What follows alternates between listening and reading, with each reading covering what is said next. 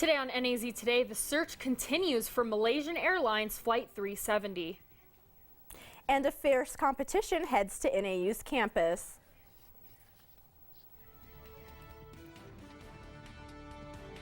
Good evening and welcome to NAZ Today. I'm Imani Payne. And I'm Kaylee Emery. Thanks for joining us and happy St. Patrick's Day. Our top story tonight, a Flagstaff man is dead after being hit by a car Thursday night. Clint Tony Orzoko stepped out into a lane on I-40 to retrieve a rabbit cage that fell out of his truck bed when he was hit by a Ford sedan. The 30-year-old father of 4 was pronounced dead at the scene. Officials say it's unlikely that the 21-year-old female driver will be charged. Orzoko, who served in the Arizona National Guard, was a military equipment technician at Camp Navajo. The Arizona Department of Public Safety says alcohol and speed do not appear to be factors. Malaysia Airlines Flight 370 disappeared over the Pacific Ocean last Saturday. With an ongoing investigation in place, Malaysia's Prime Minister says that somebody deliberately steered the plane off course. Right now, satellite and radar data have given some clues as of where the plane is located, but investigators think the plane might be somewhere on the border of Kazakhstan and Turkmenistan or Indonesia to the southern Indian Ocean. The search has grown to cover vast areas of land, including 11 countries and oceans. Ships are searching deep waters as well to find any signs of plane wreckage. And an NAU debate team has a busy spring break as they are hosting 2 national debate tournaments. Yeah, NAZ Today's Kyle Benedict sat down with the director of this team to find out more. We're on the second day of the 3-day Forensic Debate National Tournament. That is one of 2 tournaments NAU is hosting over spring break. And joining me now is Director of Forensics here at NAU, Dr. Dale Hardy-Short. Thank you for joining me. Sure. And so for people who aren't really too familiar with the NAU Forensic team, can you tell me a little bit about the team and also how students want to get involved, can get involved? Sure. Forensics includes competitive speech and debate. We don't dissect corpses like on the television programs. We do legal speaking, which is where forensics comes from. So we have both individual events and competitive debate. We have an open team. Anybody is welcome to participate if they're interested, regardless of their level of experience. And how many schools or where are these other schools that are coming here for this debate and these tournaments? Where are they coming from, and also how is NAU doing? Well, first, NAU is doing very well right now. We're, as you said, on the second day of this first tournament, and at this point, NAU has lost only 2 of 10 ballots, which is really amazing and the best they've done in quite a while at this tournament. So that's very exciting for us. We have schools from all over the country. For the first tournament this weekend, it's a smaller tournament than next weekend. It is more of the elite debaters across the country. They have to have done quite well during fall semester to accumulate a certain number of points to qualify for this first tournament. There are 56 teams from 30 different colleges and universities across the country. Once again, this is the first of 2 national tournaments that is being hosted here at NAU, and the second one, I believe, begins Friday, correct? Begins Friday, and it goes Friday, Saturday, Sunday. There's actually a kickoff public debate on Thursday at about 4 o'clock at the Doubletree Hotel, and the public is welcome to come. It will be 3 American debaters debating 3 Irish debaters who are on a tour of the United States.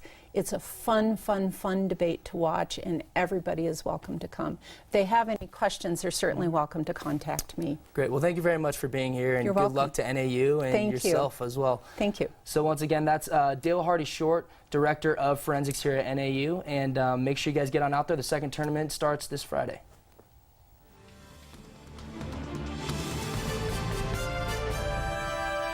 It's St. Patrick's Day, and all the local Irish pubs in Flagstaff are preparing for green beer and corned beef. And a local blood drive was held today for a special cause.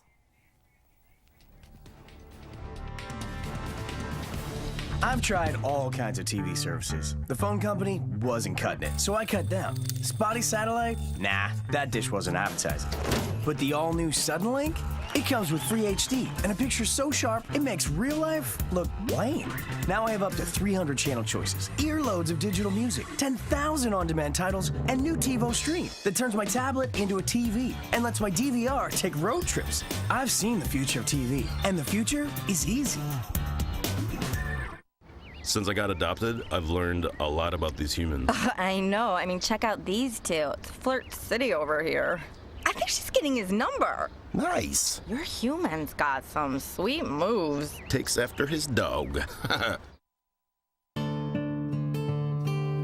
Tonight's NAZ Today weather is brought to you in part by Terry Markson Chevrolet Cadillac in Flagstaff. Local pubs here It's in St. Flagstaff Patrick's are Day, which getting means ready corned for the beef Irish and green crowds that beer. will be And flooding downtown the bars are streets making for their sure green beer and their Irish specials. NAZ Today's Brooke Cowell went downtown to see what the Irish pubs are doing to prepare. It's St. Patrick's Day, which means corned beef and green beer. And downtown bars are making sure that even though it may be spring break for students, they are making the day special in this mountain town. Today we have green beer on special. We're making Irish coffees, car bombs, shillelaghs, John Powers Irish whiskey, which is the #1 selling whiskey in Ireland. We're going to have a bagpiper come in. I expect it to be pretty mellow for the food during the day, and that probably when the bagpiper gets here and after dinner rush, will be pretty busy. So we're doing $10 Tullamore Dew and a brew, so a green beer, and then we have $5 Jameson, $2.50 Bushmills, $2.50 Powers, and then we have $7.50 Patty's whiskey.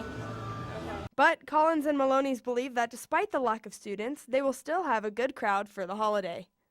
Yeah, well, it seems like Flagstaff's a little bit of a ghost town right now, so we're praying that we get a lot of people in here, but it's an Irish pub, so hopefully between us and Collins, we should get the most customers. So enjoy St. Patrick's Day at some of your local Irish pubs, but get home safe and drink responsibly. For NAZ Today, I'm Brooke Cowell. And St. Patrick's Day isn't always about the beer and the corned beef. It's also an opportunity for us all to give back. Today, the United Blood Services held a St. Patrick's Day blood drive, and NAZ Today's Xavier Rangel went over to Flagstaff's American Legion to find out all about it. You might be planning a pub crawl to celebrate this St. Patrick's Day, but there is a way to be a bit more giving. While the liquid most commonly associated with St. Patrick's Day is green beer, the United Blood Service is offering a different option.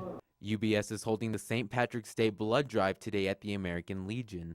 Event organizers say blood drives are often scheduled around holidays to prepare for the high demand of blood due to accidents during traveling season. United Blood Services encourages as many donors as possible to give blood as they are in need of all blood types, especially O positive and O negative.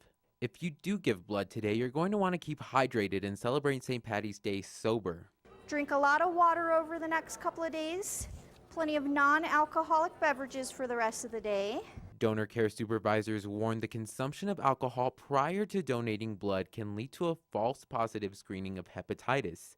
Instead, celebrate your generosity with a hearty meal and lots of water. Donors at today's event were not left empty-handed. UBS provided snacks and even a voucher for an egg white McMuffin courtesy of McDonald's. It just goes to show that giving blood is just one way you too can be a saint this St. Patrick's Day. For NAZ Today, I'm Xavier Rangel.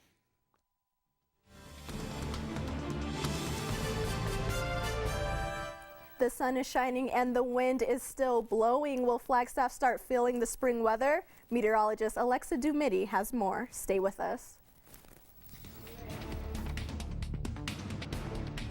Hi, I bought Pepsi Next. What's Pepsi Next? It's the latest cola from Pepsi. It's got real cola taste, but 60% less sugar. Real cola taste, 60% less sugar.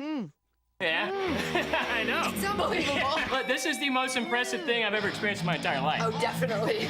Let me get the camera. I've never had anything like it. My parents are gonna. Yeah, they're gonna be so proud. Pepsi Next. Drink it to believe it. Good morning, K-Jack listeners. It's 68 degrees currently, so be sure to put on a coat for your morning commute. Traffic is light, so enjoy your drive to wherever the road is taking you this morning.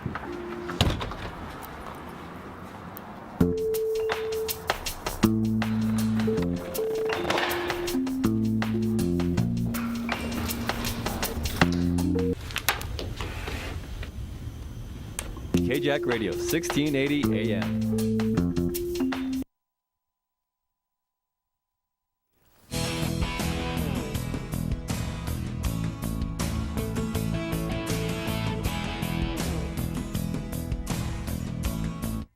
Welcome to NAZ Today Weather. I'm student forecaster Lex Dumity. Thanks for joining us. Happy St. Patrick's Day from us here at NAZ Today. We see a lot of green around town, a little bit of snow still on the mountains, but we see that spring foliage coming in the spirit of the holiday. Now moving on, today in Flagstaff, it was really windy, and that led to some advisories and hazards across northern Arizona. Up in this northeast sector, there's a red flag advisory in effect until 7 p.m. tonight, which means there are perfect conditions for fires, a lot of wind, and really low humidity. So this whole sector of northeastern Arizona has that red flag advisory. Over here, this kind of tan color, high wind advisory, that includes us here in Flagstaff. We saw wind gusts up to 50 miles per hour today. Temperatures were still warm, a bit above the normal for this time of year, which is 51 degrees. Not quite the record, 73 degrees in 2007.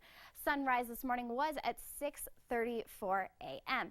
Moving on to the Pacific satellite. Now, in our forecast, we do have some cold weather coming up. We see this cloud cover moving in, coming through southern Utah. Tomorrow, it'll be here in northern Arizona. We're not going to really see any cloud cover from it. However, it will be windy and much cooler from that storm system that's in Utah right now. Tonight in Flagstaff, windy still, mostly clear, 29 degrees is the temperature. We have a full moon, sunset at 6:36 p.m.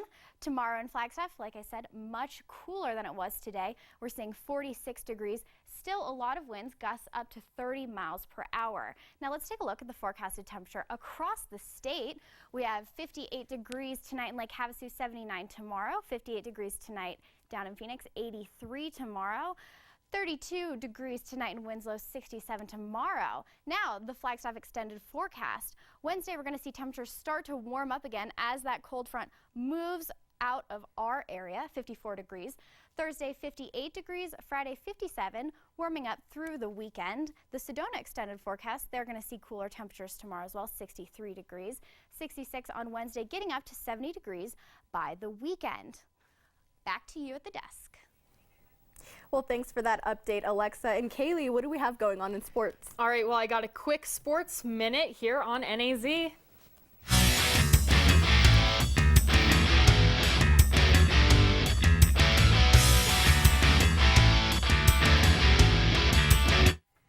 On Saturday, the Flagstaff boys baseball team beat the Winslow Bulldogs 8-7. The girls softball team beat the Arborview Aggies 7-0, and in their first game, and lost to Torrance 10-0 in their second game. The boys baseball team will have a doubleheader tomorrow, playing against Fairfax at 1, followed by Franklin at 7. And the Coconino girls softball team lost to Boulder Creek 15-5, and again to Cebolia 9-4 on Saturday. The Cocoa girls played earlier at 4 against Notre Dame Prep and will host Casa Grande tomorrow at 1. And the NPA boys baseball team is at Rancho Sinaloa Prep for their game earlier at 3:30. And on the pro level, the Phoenix Suns are in Brooklyn to play the Nets tonight, as this game has started at 4, and the Phoenix Coyotes are in LA to play the Kings tonight at 7. And the new F-35 Lightning airplanes have been unveiled for the Glendale Air Show Lightning in the desert. These F-35s will replace the F-16 over the last decade. Last week, the first F-35 was released. Despite the heavy winds, the main act, the Thunderbirds, still performed well in the air. And now we leave you with a look at what exactly these planes can do. Have a good evening.